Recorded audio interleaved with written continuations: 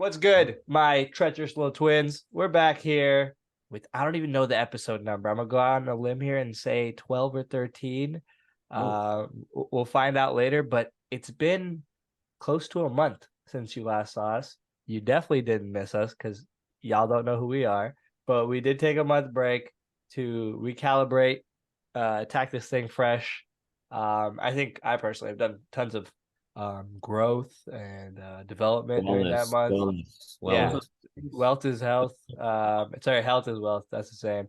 Um, a couple of the guys on the podcast were on a cruise together. We've been going all over Florida, Friend weddings. house. Shout Yeah, out, Ray.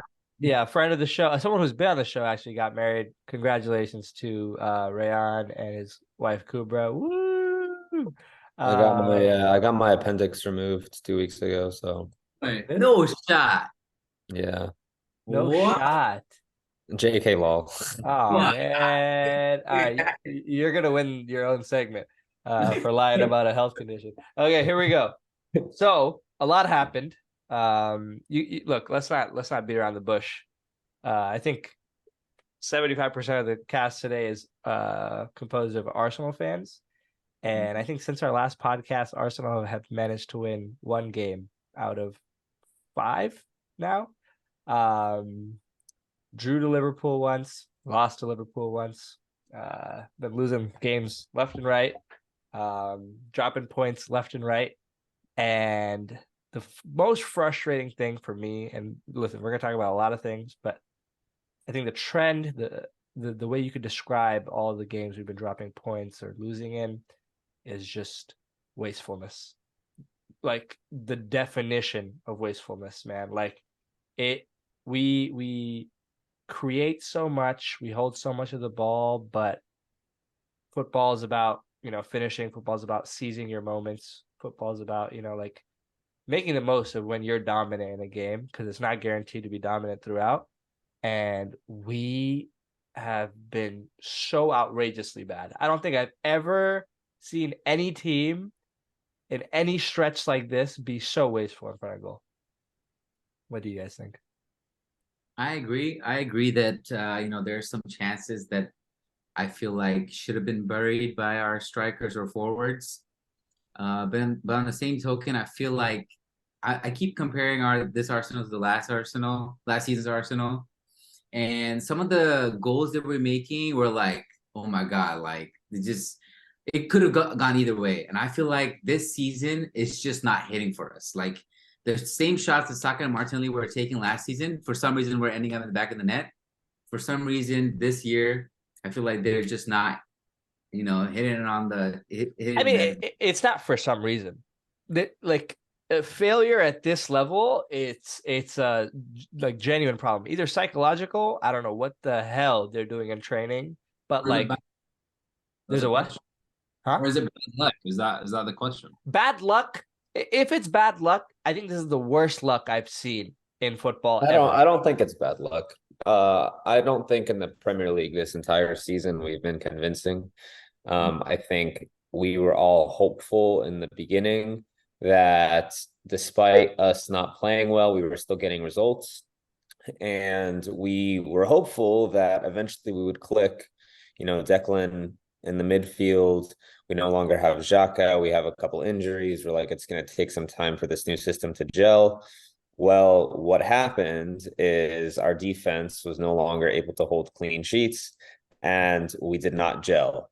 And although we're creating chances, they're never convincing to the point that I actually think we're going to score. Even if it's a point blank range chance, I am never confident anyone on that pitch right now is going to score. Look, Sure. where I can maybe, like agree on the luck thing is I don't think I've ever seen a club where every single forward is in the worst patch of form in their entire career at the same exact time. Like Saka looks like he forgot how to kick a ball. Martinelli has made every single wrong decision in attack. Every single one. Trossard looks completely lost. Jesus is either out of the game or when he's on it is getting bodied, taking a bad first touch. Like Jesus taking a bad first touch, to me, that's like if there's one thing you could count on that guy to do, it's that. And if he's fumbling that, then like we need to fully reevaluate. Eddie has just been Eddie, like it's completely normal for him to go like stretches, without scoring.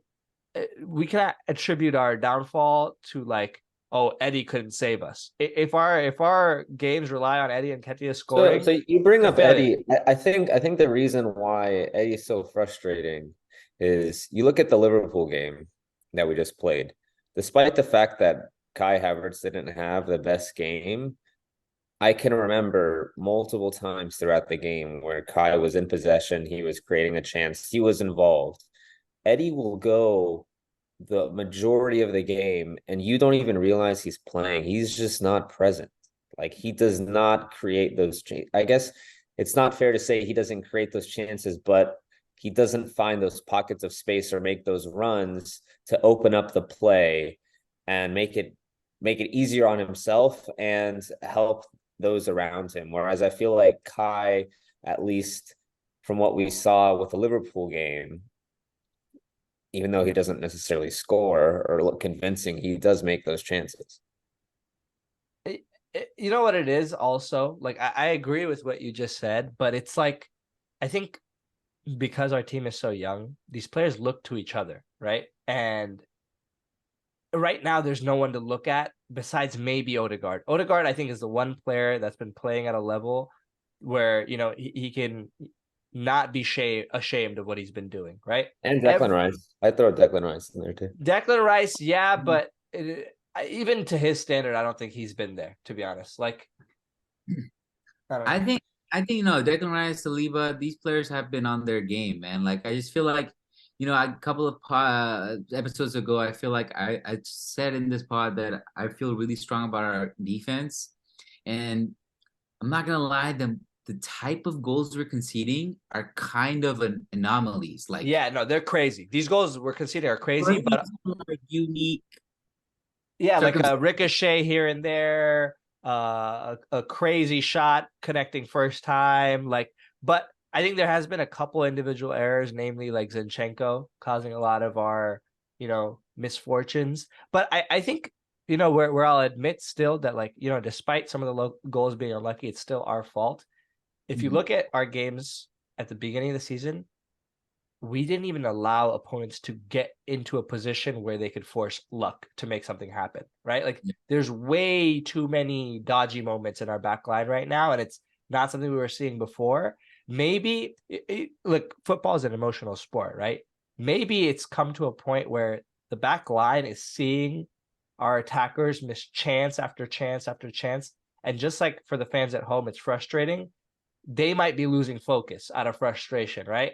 Is it acceptable for a top level footballer to be letting emotions, carry them, like affect how they're performing? No, but like these players are young, and I think emotions are always going to be part of the game. Also, I'd like to welcome Forrest, who is showing up a little late today, but it's all good.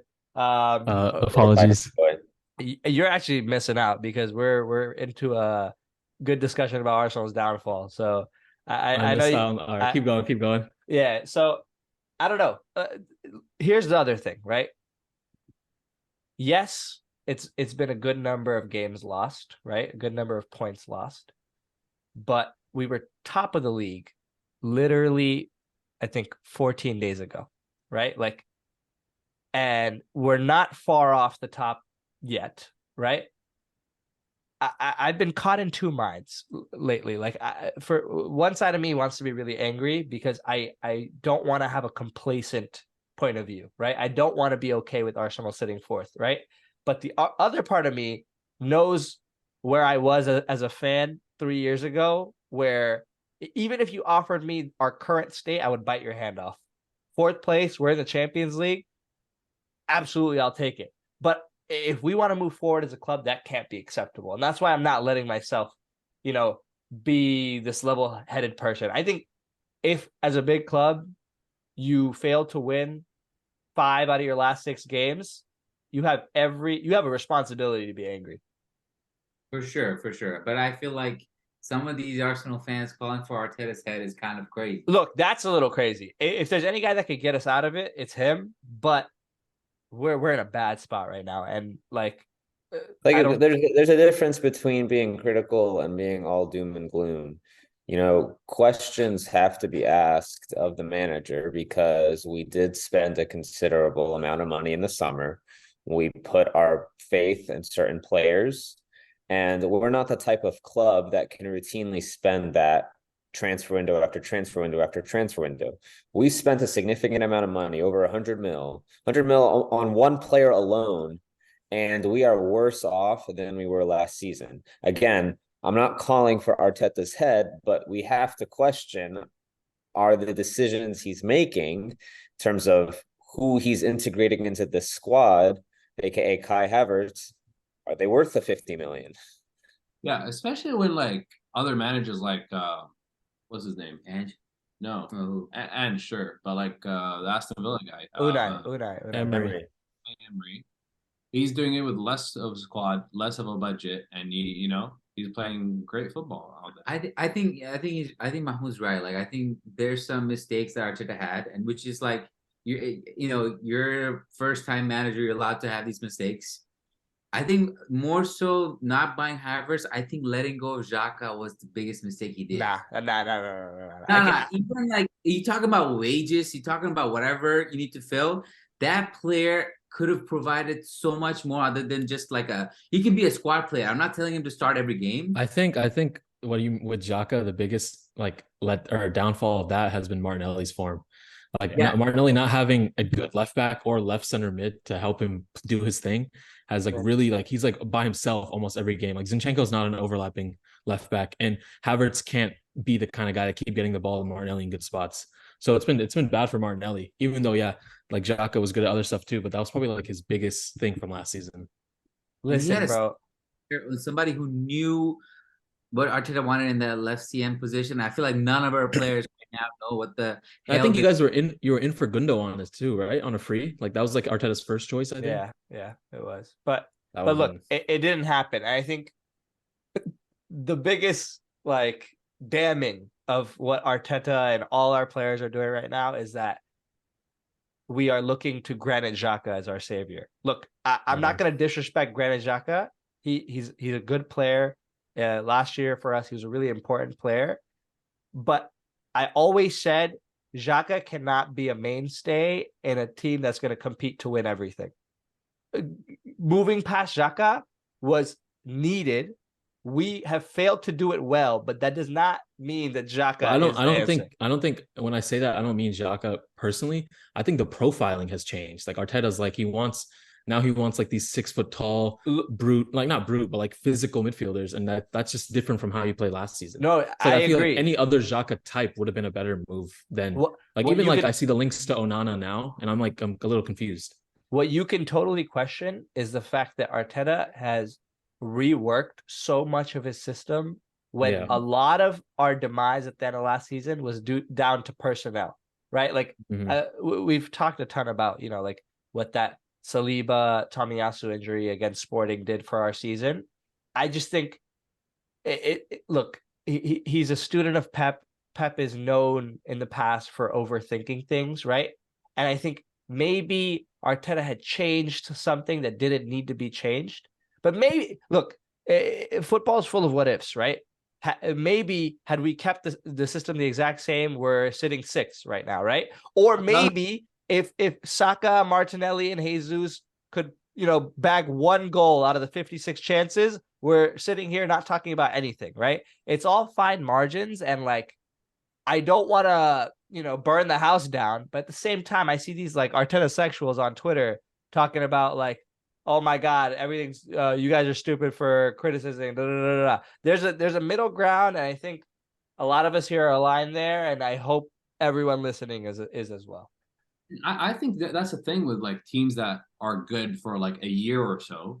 Other teams start figuring them out. Mm-hmm. They play a certain way and then hit on a counter, and they get them every single time. Mm-hmm. So for that, I think all the good managers don't have one good season. Mm-hmm. All the good managers have an extended period of seasons where they get figured out, they tweak things along the way, and they get back to being good again. Would you say that he goes back to first and second. That like he tweaks it. Pep, same thing. So I think Arteta needs that criticism to start tweaking things and figure things out to. But look. What's our new challenge this season, right? Our new challenge this season is breaking down low blocks that we didn't face that often last season. What's happening right now? We are breaking down low blocks and just not finishing, right? Like as a coach, how much more can you really do? Like we're not blind, right? We're not these guys on TikTok or Twitter that just look at score lines after the game and are like, oh, Arsenal played horribly, right? Like we are seeing blatant, like terrible play. The one game where we didn't deserve to win, weren't creating chances, was the Fulham one, right?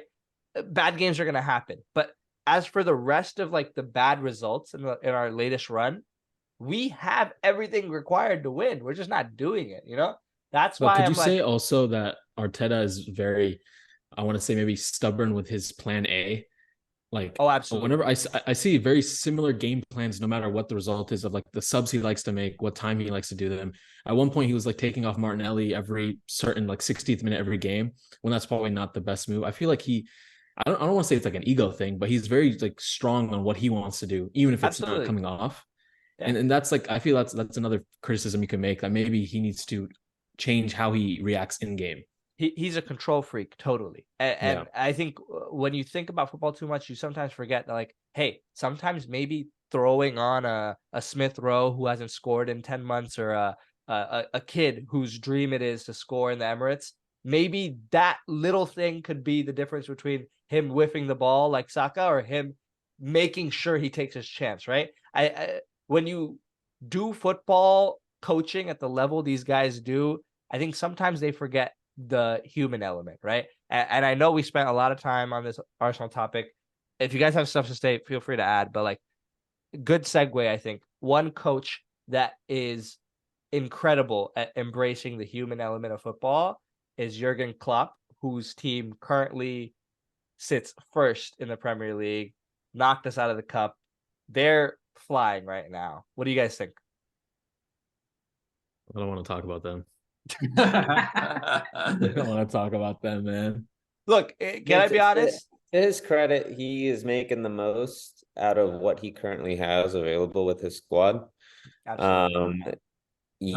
I mean, regardless of who prioritizes the FA Cup or not, in the day, you always want to win every game that's in front of you.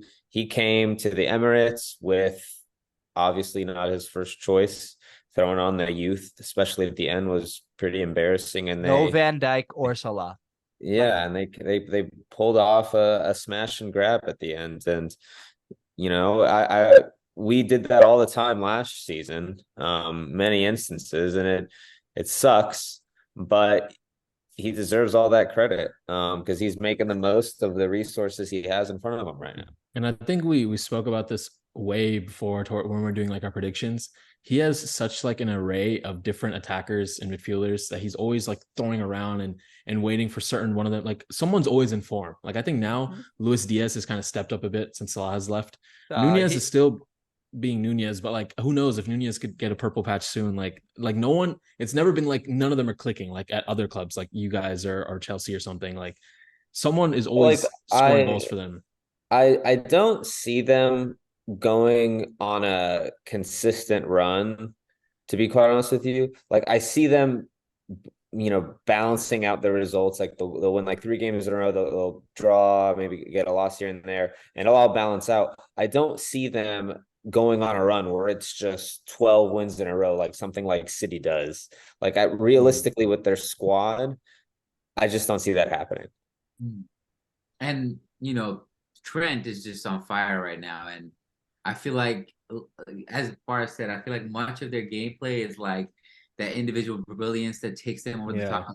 Confidence grows within the team, and everybody kind of gets fired up, and they all click. Like it's just like every pass is getting to the right perfect square. That's really what it is. I've never seen a team hit their passes so perfectly when they need to. Like you could be suffocating Liverpool. It doesn't even have to be Trent. I feel like even like other role players on that team could just even Endo has been good, dude. Endo has been good. It's crazy. Freaking Endo. And it's so frustrating because you could do everything right, and one bit of quality that they all seem to have just dismantles you. It's nuts. The way Liverpool dismantles our defense is absurd. Like the flicks they pull off is like literally 1 inch over Saliba's head, going off behind his head, and somebody's running onto the freaking ball perfectly, and the goalkeeper can't reach the ball with the 1 inch, and Jota is chipping him over. It's like, I don't know, like it just, I feel like there's like our. I think it's experience and playing together for a while, and that's the point I always bring up when we talk about Arsenal. And like how they're close to being the title contender, but they're never there because the team is one of the youngest in the Premier League. They don't have experience. They don't have experience playing with each other and stuff like that. So I always bring up Madrid and like how that team has been playing together for 10 years, and it's just like clicks, always clicks, because they have the experience and they play together very well. Again, Chelsea, not the same way. No chemistry, no experience as well. But with experience too, I want to say like Liverpool also have a lot of players that commit to playing like a lot of their forwards also make the runs in behind. They'll do a lot of this like the hard work that maybe other clubs like these wingers want the ball to their feet. The striker wants the ball to their feet. Like you need players that are just going to crash the box and keep on making those runs, even if it's not getting to them. But to your point, Aziz, I think it takes time for a group of players or a team to cement themselves as a top 4 team. Like teams will finish in the top 4, and then next season, like you won't see them in the top 4 for several years. To get to that point where you're cemented in the top 4 for consecutive seasons, like what Wenger initially had with our club consecutively, we were always at that top 4 level because we always had a core group of players that somehow stayed, and then 1 or 2 additions in and out. We never reached that point of title contender. I think Arteta right now, the minimum he has to do is to ensure that we at least gel and get cemented as a top 4 team and not backtrack, because what were we finished like 7th, 8th under him, and finally we get to that top 4 spot. If he maintains this trajectory and it continues over the next several years and he never surpasses that top 4 bump all the way to the top, then at that point you have to say it's a failure. I agree, but let's keep it on Liverpool, right? I want to give some more credit to Trent, because I don't want to talk about them, man. I think he snatched Kyle Walker's GOAT Prem right back chain after letting him wear it for 2 days. I think it went like Neville had it, Walker had it for like a month, and then Trent said, "Give me that shit, bro." Because you don't think Walker ever had it? No. Gary Neville. Who had it? Not Gary Neville. Dog, the Prem has been starved of right backs. That was better, right? Ivanovic was so much better. Resume, gang. Resume. What about Ashley Cole? Left back. Gang. Somebody delete that clip. What? Ivanovic was good. Who else? Bakary Sanya. He was pretty good. Valencia was good. Well, look, all those players don't matter. It's one guy. And, the most ironic thing is he's not all that good at being like a right back. He's just kind of like right. You know what I mean? But he's really made the position his own. This guy has aura up to his neck. Like, I'm seriously a huge. I didn't know you were a big Trent guy. Like, I'm not gonna surprising lie. to me. I'm not gonna lie. This guy is him. Huh? I can't stand the guy. And his career to be better than David Beckham. I've been saying that. Aziz has been saying. I've been saying that. He's good. Like, the talent is there. The numbers are there. David Beckham. He needs to make that move then, like out of Liverpool. Oh, bro, Madrid probably got him first on their list. Like, no. Bro, he's you know what the exact word I'd use, and it's gonna sound corny, but like he's like a Galactico type player where, like, sure, he plays football and he does all the passing, whatever, but he has like a thing. Like, this guy can turn a game on its head. You know what I mean? Like, he plays completely like with vibes, and I think football is missing so many of those players today, and it's I understand he's not going to fit in Madrid, and he won't leave Liverpool. That's his boy. He probably won't leave. Yeah, he's from the area. He will not fit Madrid. Trust me, Madrid would not sign him. Also, you guys signed Bex. Yeah. No, that was a long time ago when they like the signings didn't make any sense. So Madrid would go for like a Davies type of guy, like Galactico. Bro, you guys are broke, man. You're not getting anyone. Like he can do everything, you know. But Trent is like they're looking for a profile like Carvajal, but better. You know, it's not gonna fit. No, did he just say what I think he just said? You got Danny Carvajal ahead of Trent. No. He said Derek Carvajal. No, he said Trent is better. He said he wants the better version of Carvajal. Carvajal is a very good defender as well. You know, maybe like he's getting older, he's not like being as well. But Danny Carvajal on his day, bro, his day, we could do on his day for anyone, dude. We are not me on my day could go against Danny Carvajal, bro. What are we talking about right now? You're not watching Madrid, then, man. Honest to God, I'm not. Honest to God, I'm not watching Madrid games. I promise you, when he retires, shouts for the goated. You know, he's gonna go toe to toe with Danny Alves. I promise you that, bro. Stop! No, Danny Carvajal's legacy is like being a FIFA pack filler, bro. He's not doing nothing. Madrid never won a Champions League in this era without Danny Carvajal. The minute you could say that about any player on that team, dude. Modric. Why the hell are we talking about Carvajal? No, we're talking about Carvajal because of Trent. Danny Carvajal, when he came back he won the best right back in the Bundesliga when Philip Lahm was. This is so crazy. I can't believe he just did the get in there and make it about you with the Trent discussion. That's crazy, dude. Danny Carvajal is so disrespected. I can't believe this. And I'm gonna disrespect him more now because you said that. Yeah, I'm gonna start disrespecting him. I was indifferent before, but now I have an agenda. But look, the question is, we're talking about Liverpool. Can they stay there? They're first right now. Can they be there in the end? What are the next fixtures looking like? I vote yes. You vote yes? I vote yes, and I think even with the group of guys they have right now, I don't think they need any signings. I think you know when Thiago comes back, if he's real, and McAllister gets back in, bro. McAllister gets back in the team, I think they'll be all right. I think that's the biggest like Mandela effect of all time. Thiago's not a real football player, bro. He's not, dude. I don't know what the hell, but they're getting a lot of their guys back, so I think they're in good shape. But I personally still don't tip them to win it. I don't either. I don't see it happening. Everyone has City now. Is that the pivot to City? Back to City? KDB back, bro. Back to City. This is cinema. What they're writing, and if he pulls this off, if he comes back and drags City from like joint fourth to runaway, come on, dude, runaway winners. They're still Man City, bro. He might be the still Man City, but they're not moving like Man City right now. I'm gonna be totally honest. Like if he comes back and they start moving like City again, that's key factor. That's the man. And I hate saying it, bro, because last season he showed like a cockiness, but like if you can back it up, be as cocky as you want, man. Like, dude, all the options suck. Either City win 4 in a row, or Liverpool win their 20th, or you guys win, or Unai Emery wins. That oh Lord, it's not looking good, bro. I might kill myself. It's not looking good at all, man. Or Chelsea wins the FA Cup, you know. I told you about the FA Cup, bro. Have some respect. That's how we're getting into Europe. Or up the tune. I don't know.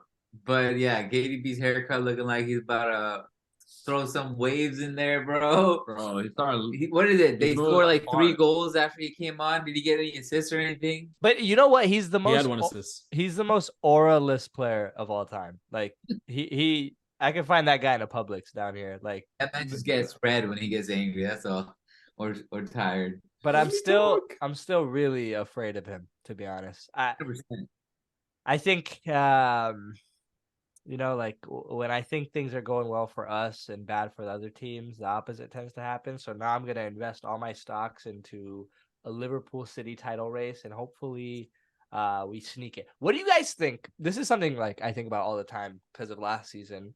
What do you guys think of this situation of like chasing versus being chased, right? Like leading from the front or being the team that's in second, like right there? What do you think is a better position, especially at this point in the season? How many instances of chasing have we had recently? So, okay, this is Besides, interesting. like, I guess last season. This is interesting. So the last 6 times that both Arsenal and Liverpool were top of the league at Christmas, all of us went to lose. All 6 times. So to City. So these two clubs historically have shown an inability to maintain a lead versus City. That's why, and I think it's entirely a mentality thing, right? We can talk all day about like strength of schedule, but I like that we're not in first right now, as long as we remain in touching distance. I think we need to take a step back. Okay, apart from last season, I don't think we're in the discussion of leading versus chasing. You don't think so? Quite honest with you, it's only happened last season. Apart from that, we have not been relevant over the past 10 years. I think but last season is the most relevant. 3 seasons ago is not relevant. You know what I mean? Yeah, we're like talking about like Liverpool, whatever the case might be. Like, Aston Villa. would you rather be like objectively though, the Arsenal are bad at both leading and chasing when it comes to that point. Okay. But if you're talking about being City versus Liverpool or even like any team, if you are right at the heels of number 1 and you're the number 2 spot and you're just a point or 2 off, I think I'd rather be in that 2 spot throughout the season and clinch it right at the end, because you get that fire, that hunger every game to be like, this could be the one where we top them. This could be the one where they top them. And especially if you face them head to head, then that's a big boost. But there's also something to be said about like the demoralizing factor of like always hoping that team drops points, and it's like a Goliath like City that doesn't. You know what I mean? hate watching when you need someone to lose and they win is like the worst feeling. Dude, too many times. But lately the City hate watches have been really successful. Maybe the manager should like change the communication with the team, where like he doesn't talk about like, oh, maybe they'll drop points, and more like we have to emphasize winning every single game, winning every single game, getting to that like total tally point with like them winning every single game until the season. Right.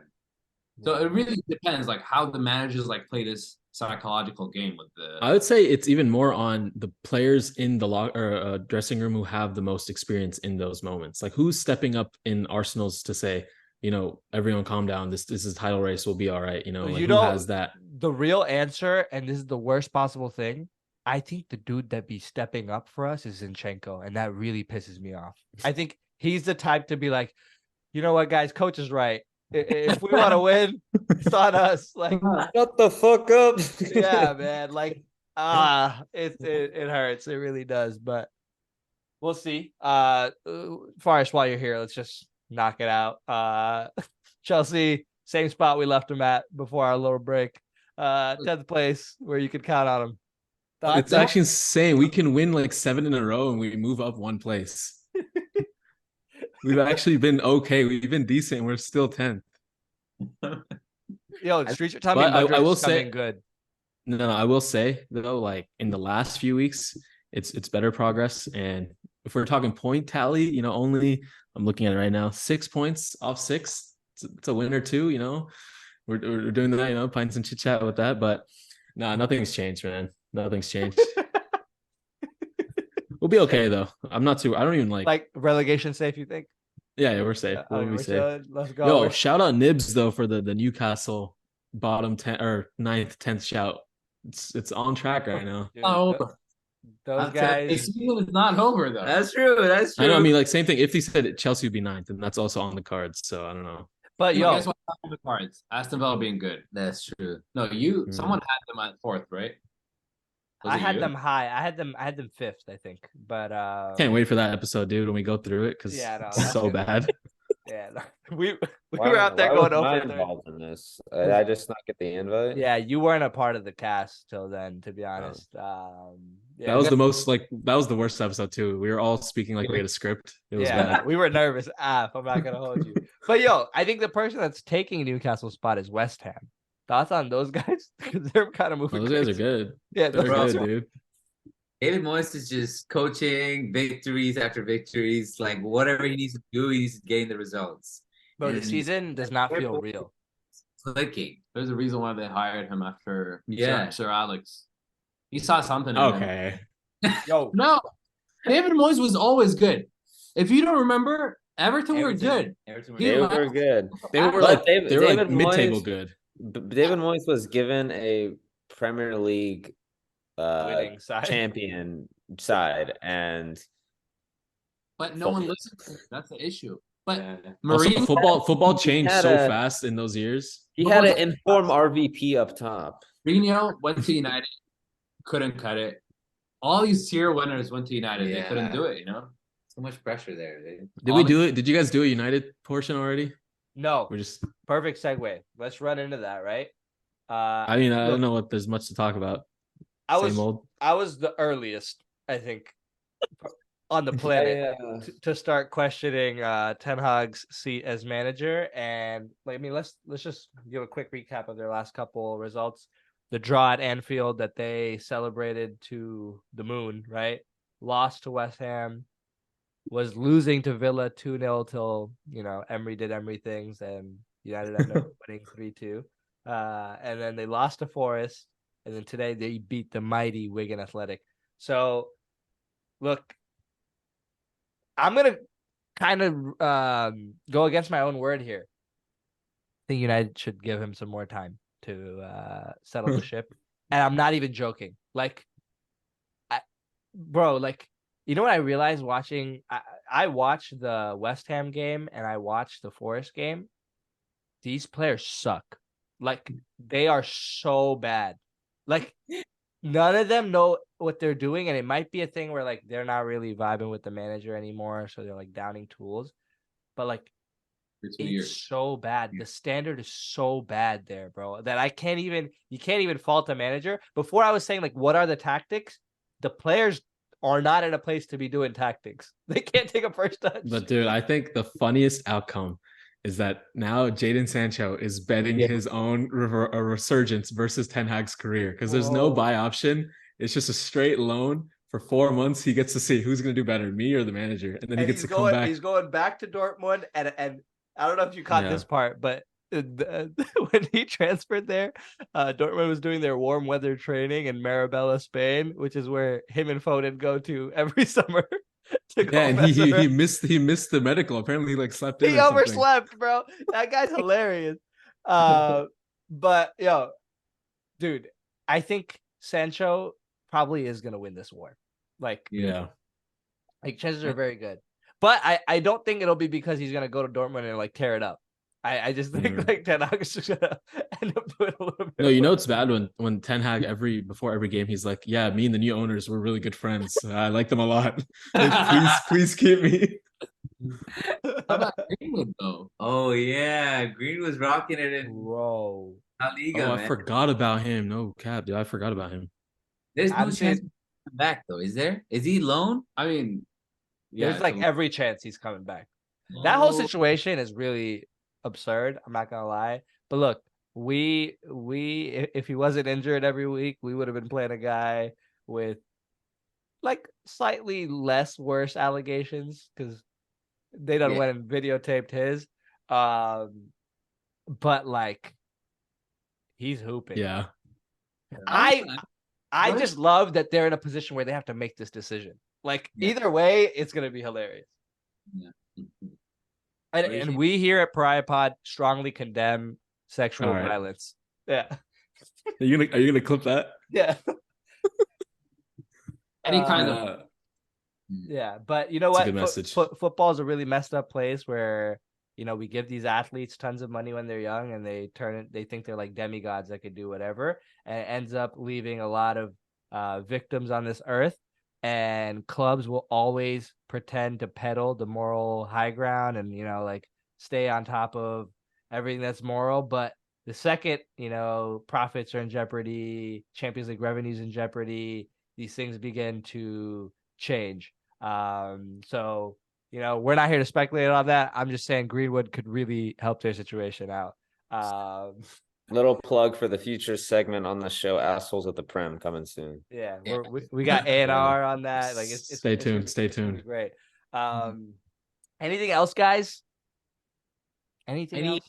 transfer rumors you guys excited about? Dog. I'm not about this Mbappe rumor. Dude, Hey, my fault, Mbappe, man.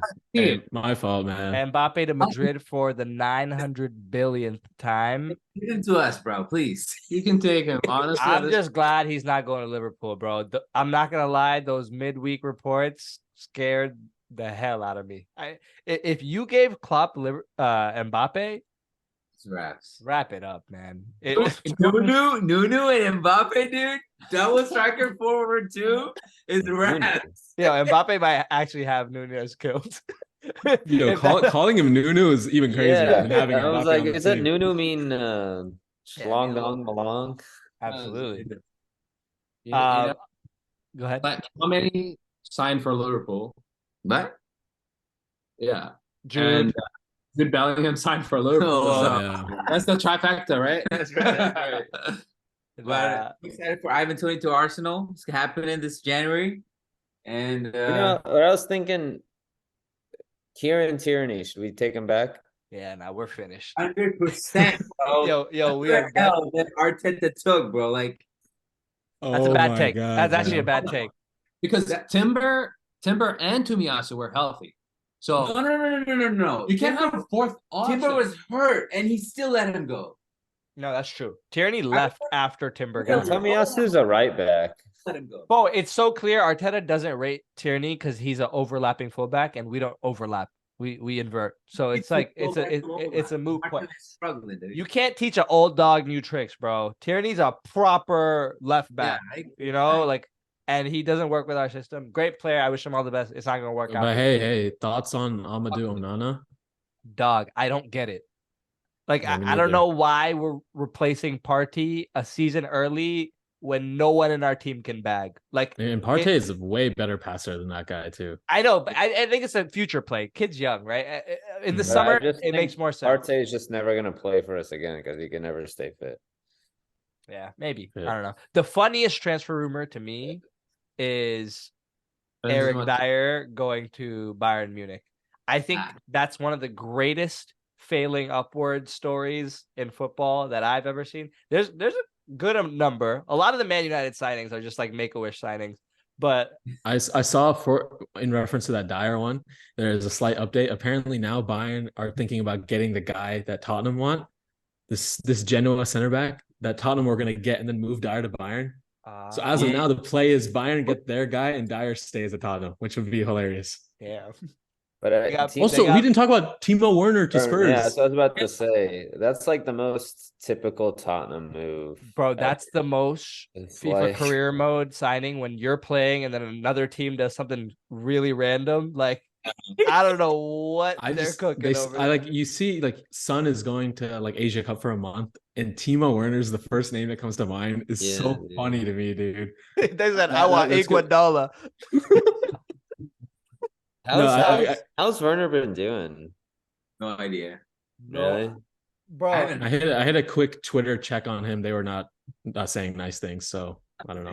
but you know, the Bundesliga is such a wild card, bro. Like, Yeah, you could bring a baller for the Bundesliga and they could suck, and you could bring a dude who looks AI generated and he can tear the league apart. So I don't know.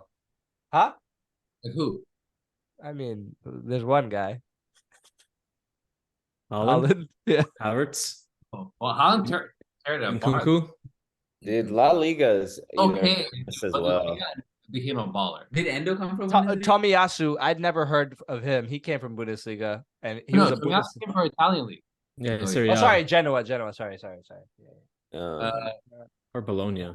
Oh, yeah, Bologna. You're right.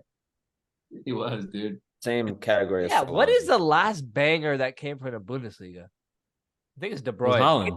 Gundogan came from Bundesliga. But dude, their team was stacked though. Gundogan was underrated. They in smashed Bundesliga. I Madrid remember 4-1. that. But I remember when Gundogan was bought, we were like, "Why?" And You Thiago. Kunku came. And Kunku. Thiago to That's- Liverpool. Yo, he was throwing ass in training and got hurt. Didn't Thiago come from Bayern? Yeah, Thiago Yeah, he played did. like 6 games, bro. I don't know. Aziz has more prem game time than Thiago, man. Yeah, that's true. I miss when Tottenham bought Soldado. He had a great Tottenham career. Those 6 transfers. Yeah. Yeah, more clubs need to get 100 million and then spend it all on garbage. If I Those are did so it. fire, dude. Real six. Oh, Just one of them. buy Yeah, 6 Daniel Levy said, Aragona. "Watch this." One of them was. Ericsson turned out good. Yeah. Yeah. Okay, look, hey, we're almost actually we're at time. We're gonna do shorter episodes from now on because nobody is listening to these. Please, listen to these, please. Um, TikTok clips coming your way. Hit the button, subscribe, turn on a bell. I don't even know how to do that, to be honest. But if you can figure it out, go and do that. Click our link tree. We got way more episodes on our link tree.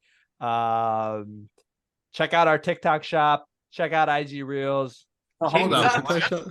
Where are the revenues at? I ain't got it. Yeah, we'll discuss contracts later, guys. The royalties. Thank you for watching, and we'll see you later.